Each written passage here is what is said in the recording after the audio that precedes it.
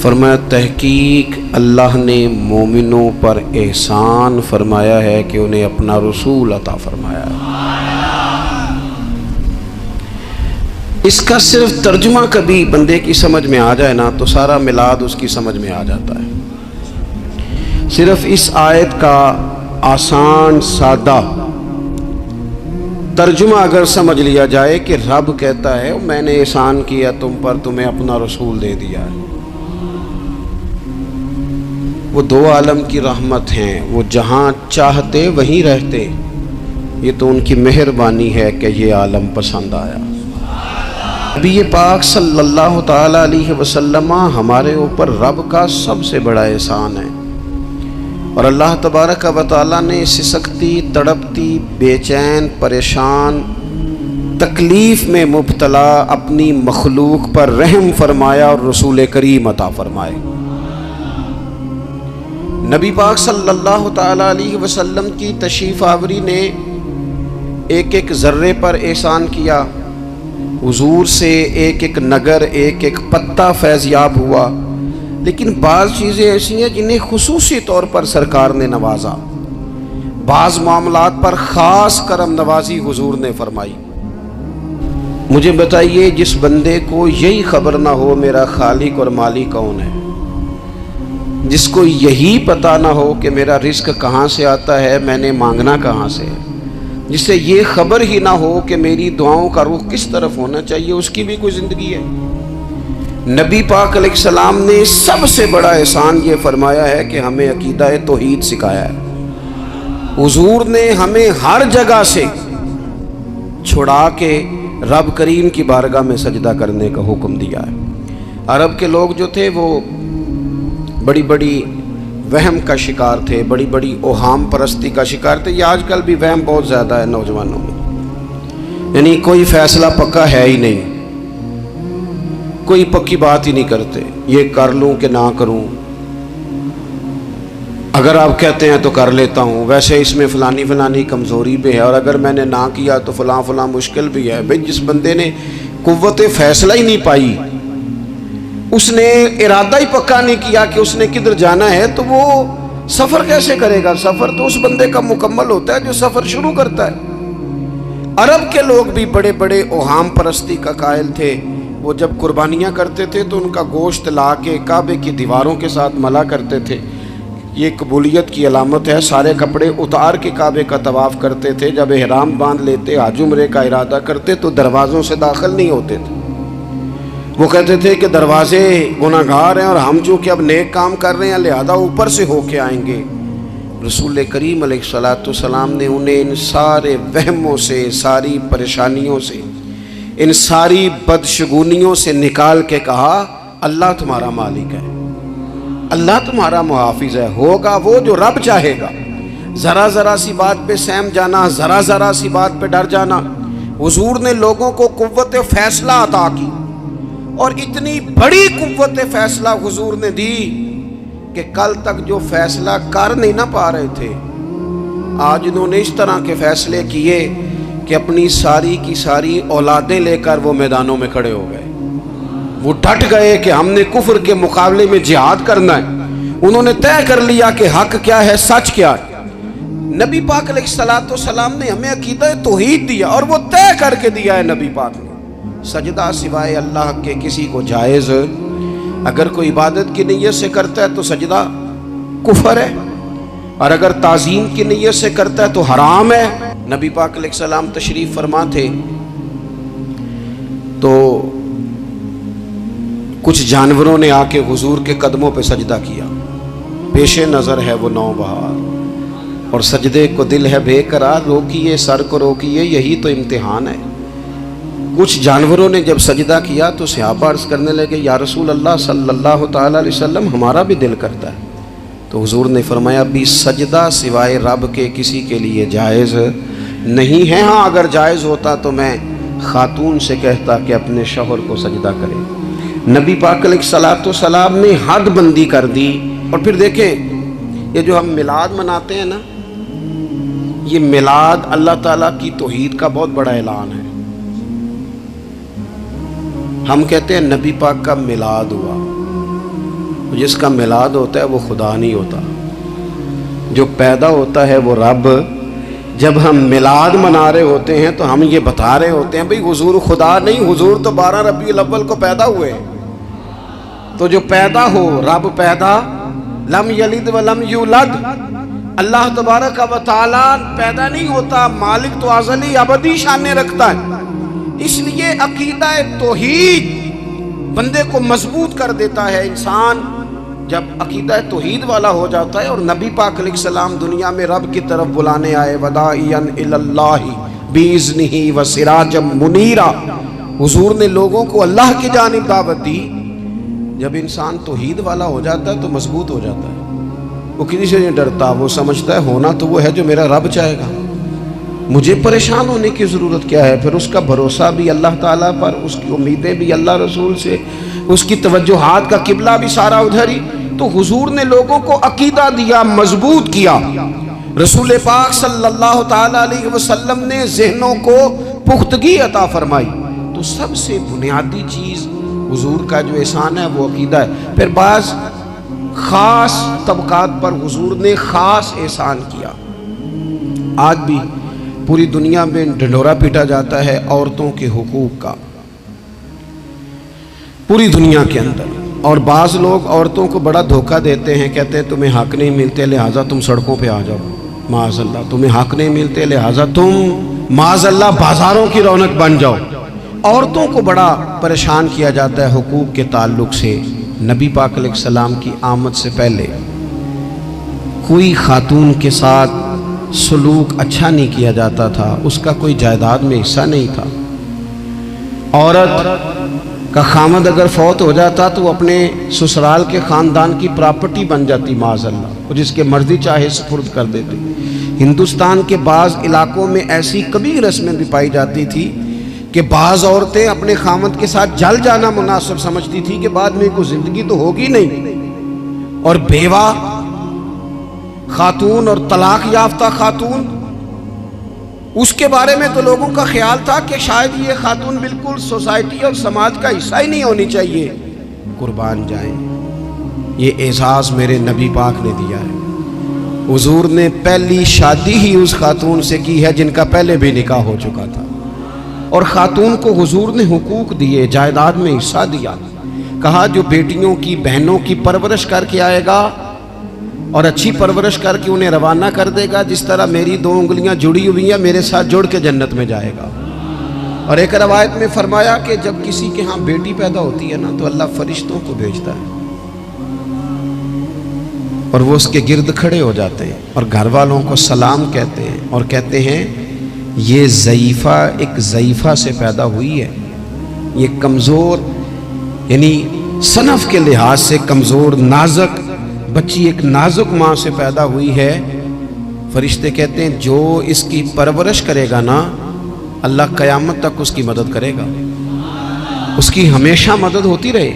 اور نبی پاک صلی اللہ تعالیٰ علیہ وسلم کی خدمت میں آ کے جب خواتین نے کہا تو نا یا رسول اللہ، ہمارے تو دین دنیا کے معاملات میں مردوں کے تعلق سے کمزوری ہے، کئی دن تو ہم ویسے نماز نہیں پڑھ سکتی مہینے میں، کئی دن تو ہم ویسے عبادات کے قریب نہیں جا سکتی، جہاد پہ ہم نہیں جاتی، گواہی ہماری مردوں کے برابر نہیں، تو یا رسول اللہ صلی اللہ علیہ وسلم ہمارا بھی کوئی اعزاز ہے؟ تو حضور نے فرمایا جب کوئی خاتون حاملہ ہوتی ہے نا تو اللہ اسے اتنا ہی ثواب دیتا ہے جتنا جہاد کرنے والے کو ثواب دیتا ہے، اور جب بچہ پیدا ہوتا ہے تو اللہ تعالیٰ اسے شہادت کا درجہ عطا کرتا ہے، اور جب وہ بچوں کو دودھ پلاتی ہے تو رب اسے غلام آزاد کرنے کا ثواب عطا کرتا ہے۔ ایک دفعہ نا نبی پاک صلی اللہ تعالیٰ علیہ وسلم کی خدمت عالی مرتبت میں حضرت عائشہ صدیقہ رضی اللہ تعالیٰ عنہ نے ایک واقعہ عرض کیا۔ عرض کی حضور آج میرے ساتھ عجیب معاملہ ہوا، میں گھر میں اکیلی تھی تو ایک خاتون 2 بیٹیوں سمیت آئی۔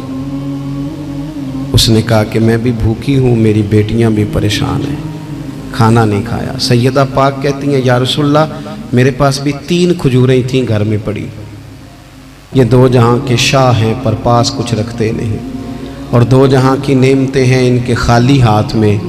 فرماتی ہیں وہ 3 کھجوریں میں نے ان 3 ماں بیٹیوں کو دے دی۔ ماں نے پہلے ایک کھجور دونوں بیٹیوں کو دی، پھر بچیاں وہ کھجور کھا کے ماں کی طرف دیکھنے لگی تو جو کھجور ماں کے پاس تھی اماں نے اس کے بھی 2 حصے کر کے بیٹیوں میں بانٹ دیے۔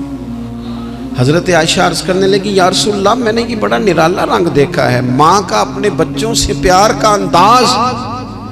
تو حضور نے کیا فرمایا؟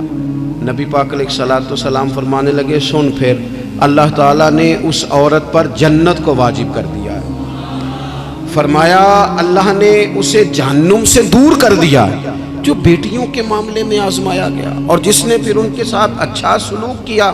اپنا حضور کا عمل یہ تھا کہ حضور کی بڑی صاحبزادی سیدہ زینب رضی اللہ تعالیٰ عنہ، یہ حضور کی سب سے بڑی صاحبزادی ہیں، یہ بخاری میں آپ کو ملے گا کہ ان کی بیٹی جناب امامہ بنت زینب چھوٹی سی عمر تھی، تو جب حضور نماز کے لیے آتے تھے تو نواسی کو اٹھا کے ساتھ لے آتے تھے، اور وہ حضور نماز پڑھتے تھے تو وہ نبی پاک کے کندھوں پہ کھیلتی تھی۔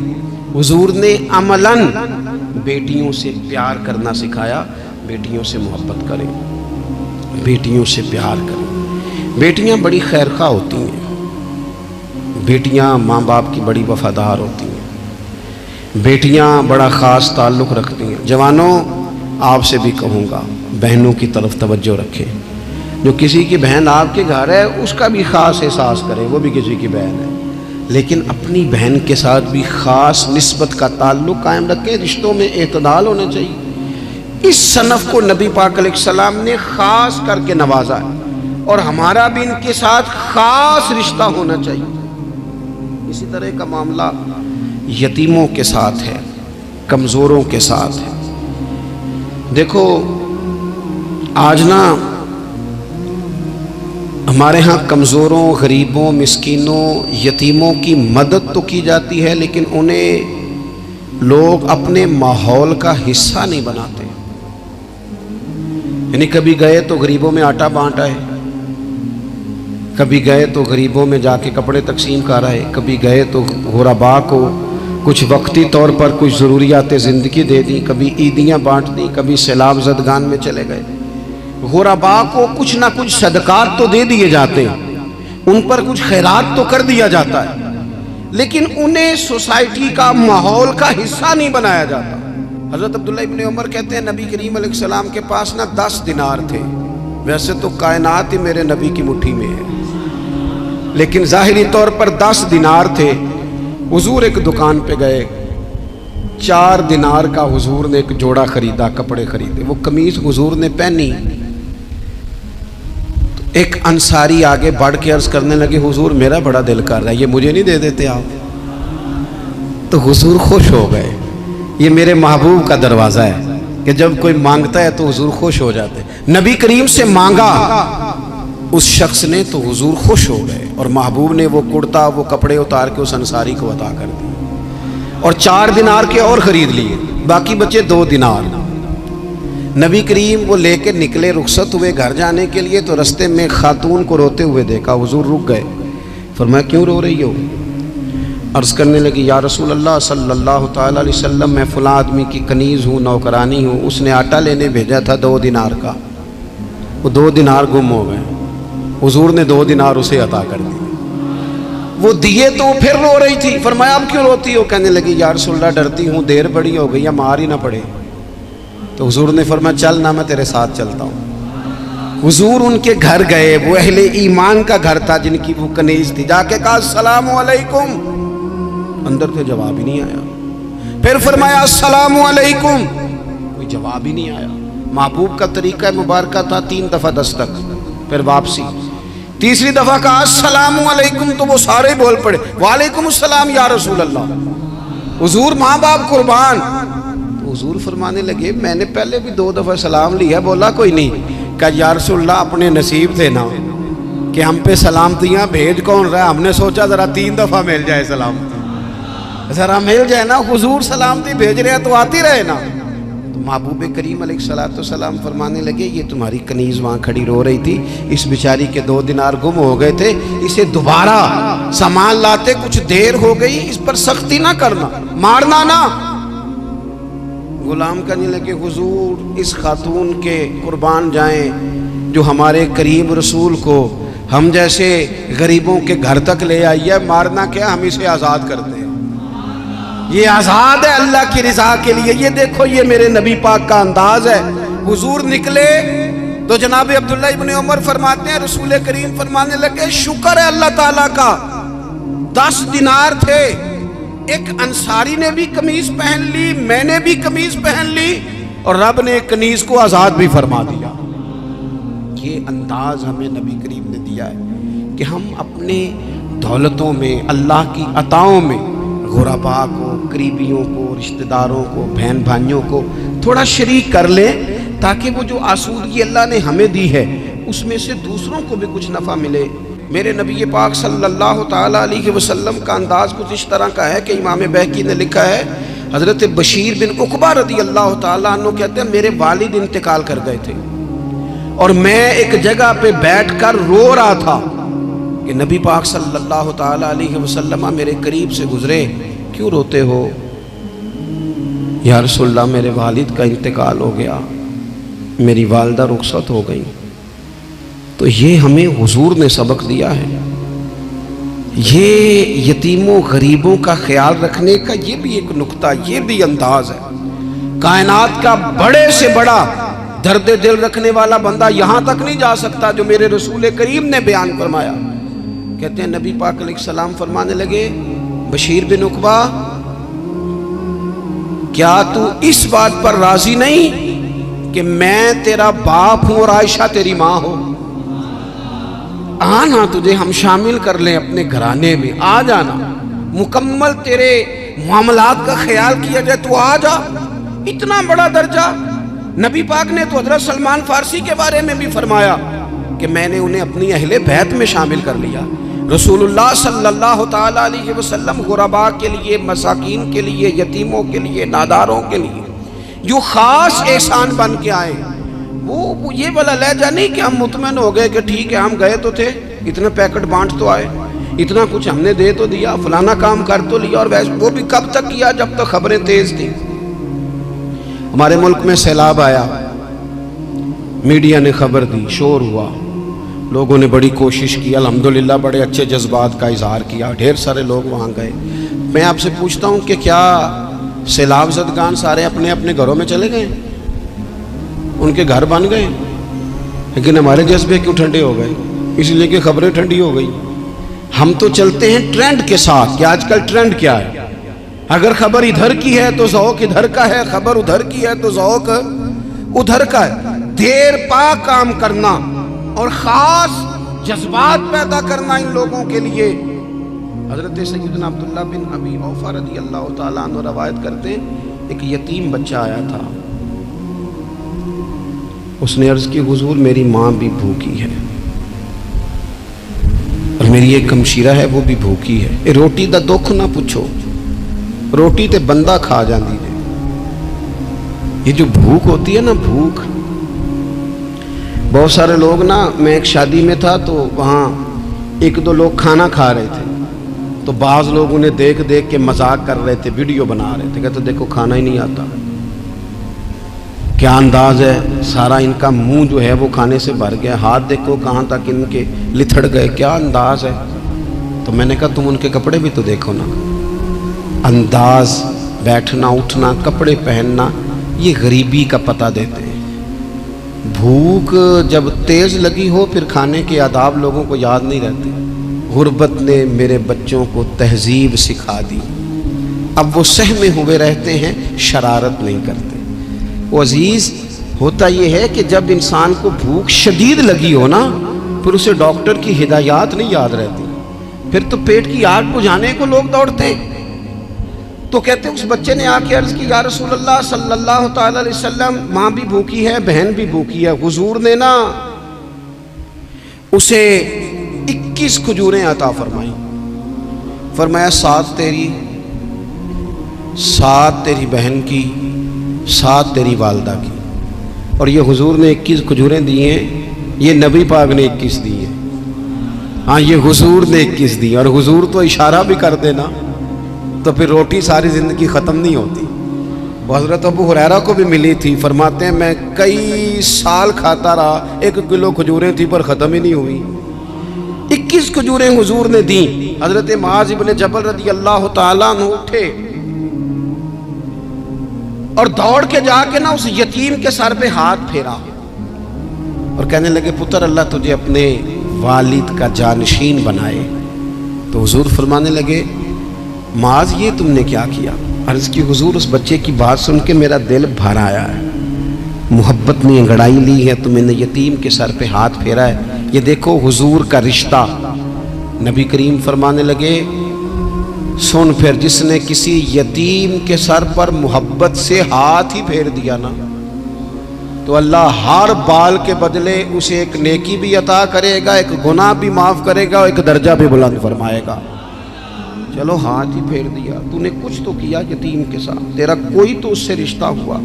और तीसरा तबका है गुलामों का, मिस्कीनों का, गरीबों का। मैं और आप उस मुल्क में रहते हैं जहाँ कुछ लोगों को खाना भी नहीं वक्त पे मिलता, और कुछ लोग 5 लाख रुपया गाड़ी का इसलिए इजाफी दे देते हैं कि मुझे ज़रा ना न्यू मॉडल जल्दी चाहिए।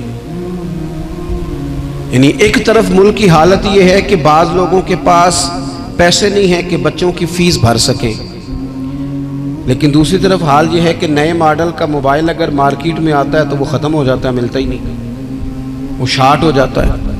कुछ लोगों ने इस तरह किया है कि उन्होंने ये समझा है कि दौलत शायद मौज करने के लिए हमें दी गई है, हम तरह तरह के खाने खाएं, तरह तरह से चीज़ें ओढ़ें, तरह तरह के मामलात करें। उन्होंने ये तय कर लिया है। उसका नुकसान क्या हुआ है? उसका नुकसान ये हुआ है कि कुछ लोग गुर्बत की सतह से नीचे आ गए बेचारे। नबी पाक का जो एहसान इन गरीब लोगों पर है, हुजूर अलैहिस्सलाम के पास ना हज़रत अब्दुल्ला इब्न उमर रवायत करते हैं और तबरानी में मौजूद है, हुजूर के पास ना 10 दिनार थे। हमारे पास भी पैसे होते हैं ना, लेकिन वो कुछ होते हैं हमारे खाना खाने के लिए, कुछ होते हैं आइसक्रीम खाने के लिए, कुछ इसलिए होते हैं कि आज मेरी मर्जी दा नहीं पक्का, लिहाजा मैंने, हमारे एक दोस्त हैं वो कहते हैं कि आजकल ये माहौल बन गया है कि बच्चे अगर कहते हैं ना खाना मेरी मर्जी का नहीं, तो अम्मा कहती है जा तो बर्गर खा ले। कहते हैं हमारे दौर में यूँ नहीं होता था, अगर हम कहते थे ना खाना मेरी मर्जी का नहीं तो फिर हमें डबल चीज़ खाने को मिलती थी, एक मार भी खाना पड़ती थी और वो खाना भी खाना पड़ता था। और फिर कुछ पैसा लोगों ने सिर्फ इसलिए संभाल के रखा हुआ है कि जो इजाफी चीज़ें हैं ना, इजाफी, मेरा वैसे तजर्बा नहीं है और ना मैंने ज़्यादा गहराई से देखा है, बस मुझे बताया गया है, और पता नहीं अब बात दुरुस्त है कि नहीं, मुझे बताया गया है कि पहले लड़कियां ब्यूटी पार्लर जाती थी, अब सुना लड़के भी जाते हैं। अब खुदा जाने ये बात सच है कि गलत है। ये जो इजाफी अखराजात है ना, ये अगर हम थोड़े समेट लें, यानी मौला अली शेर खुदा करमल्लाहु ताला वजहुल करीम मजदूरी करके निकले तो 2 किलो खजूरें थी। हुजूर बस फरमाने लगे 1 किलो मेरे बच्चे खाएंगे और किलो मदीने के गरीब बच्चे खाएंगे। यानी कुल 2 किलो ज़ाहिरी तौर पर खजूरें हैं, उसमें भी दूसरों का हिस्सा। हमारे पास जो माल आता है, अगर थोड़ा सा ना हम उसे ये ना समझ लें कि मेरा ही हक है, किसी को इसमें से एक लुकमा भी नहीं मिलना चाहिए। अगर हम थोड़ा सा ना दिल कुशादा करें तो 3 लोगों का खाना 4 भी खा सकते हैं, 4 का खाना 5 भी खा सकते हैं, 6 का खाना 7 का खाना 10 भी खा सकते हैं। शर्त यह है कि दिल कुशादा हो, दिल दरियाते समुद्रों डूंगे कौन दिला दिया जाने, थोड़ी सी ना कुशादगी पैदा की जाए। और एक बात आखिर में आपकी खिदमत में ये अर्ज करनी है कि जो ज़ेर दस्त लोग होते हैं ना, गुलाम, मुलाजम, नौकर, आप अपनी ज़िंदगी के मसाइल देख लें। जिन लोगों के पास लाखों आता है, कभी हज़ारों आने लग जाए तो परेशान हो जाते हैं, तो जिनके पास सिर्फ सैकड़ों होते हैं, तो ऐसा तो नहीं कि आप ही टेंशन में हैं और आप ही को गुस्सा आता है। वो बेचारा, कभी नौकर भी तो टेंशन में हो सकता है ना, मुलाजिम को भी तो कभी टेंशन होती है ना, उसके साथ भी तो मसाइल वाबस्ता है ना। हज़रत सैयदना अबू मसूद अंसारी रज़ी अल्लाह ताला अन्हु बयान करते हैं कि मुझे अपने ग़ुलाम पे गुस्सा आया तो मैं उसे मार रहा था, नबी करीम तशरीफ़ ले आए, हुजूर ने एक जुमला कहा तो मैं रो पड़ा। हुजूर फरमाने लगे, जितना इख्तियार तुझे इस पर हासिल है ना, اس سے کہیں بڑھ کر رب کو تیرے اوپر اختیار حاصل ہے، لہٰذا اللہ سے ڈر، اس کے معاملے میں اللہ سے ڈر۔ اور پھر حضور تو صرف غلام نہیں، جانوروں کے حق تک کا خیال فرماتے۔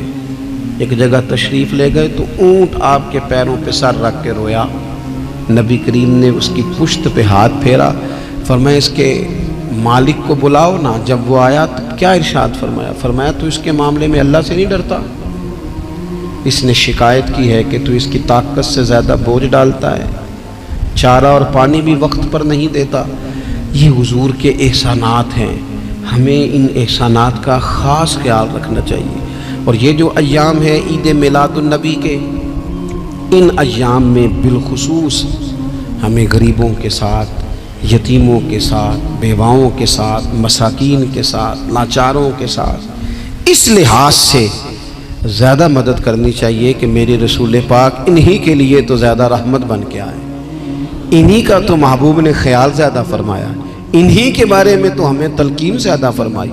وہ اپنے پرائے کا غم کھانے والا، مرادیں غریبوں کی بھر لانے والا، مصیبت میں غیروں کے کام آنے والا، وہ نبیوں میں رحمت لقب پانے والا۔